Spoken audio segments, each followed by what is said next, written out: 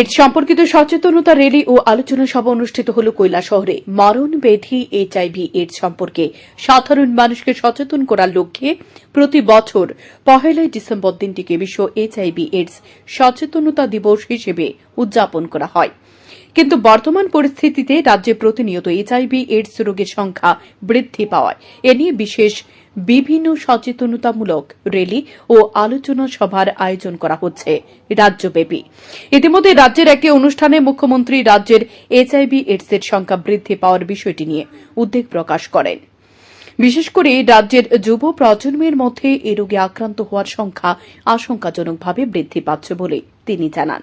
17 August শনিবার দুপুর 12টা থেকে বহমান সামাজিক সংস্থা, অঙ্গনারী কেন্দ্রের কর্মী, আশাকর্মী, সর্বসমর্পণ সংস্থা, এনএসএস ও বিভিন্ন বিদ্যালয় ও মহাবিদ্যালয়ের ছাত্রছাত্রীদের নিয়ে মরণব্যাধি এইচআইভি এইডস সম্পর্কে সচেতনতা র্যালি কৈলাসহরে আরজিএম হাসপাতালে প্রবেশ প্রাঙ্গণ থেকে শুরু হয়ে শহরের বিভিন্ন রাজপথ পরিক্রমা করে অনুকুটি কলাক্ষেত্রে এসে শেষ হয়।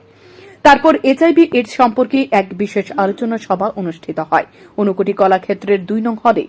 এ অনুষ্ঠানে উপস্থিত ছিলেন মহকুমা শাসক প্রদীপ সরকার, জেলা ম্যালেরিয়া আধিকারিক ড শঙ্কর শুভ্র দেবনাথ, জেলা শিক্ষা আধিকারিক প্রশান্ত কিলিকদার, পুর পরিষদের চেয়ারপারসন চপলা রানী দেবরায় সহ অন্যান্য বিশিষ্টজনেরা।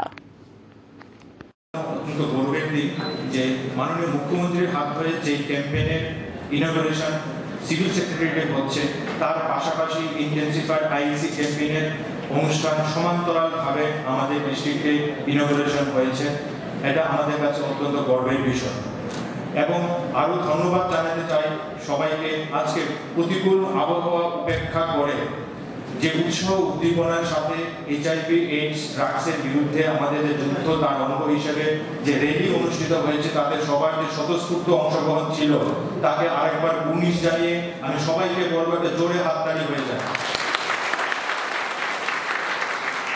আপনারা সবাই জানেন যে এইডস একটা জীবনঘাতী রোগ এবং তার প্রকোপ ধীরে ধীরে সারা বিশ্বব্যাপী বেড়ে চলছে এবং তার একটা গুরুত্বপূর্ণ কারণ হচ্ছে আমাদের শিরাপথে মাদকদ্রব্য গ্রহণ বা আইভি ড্রাগ ইউজ।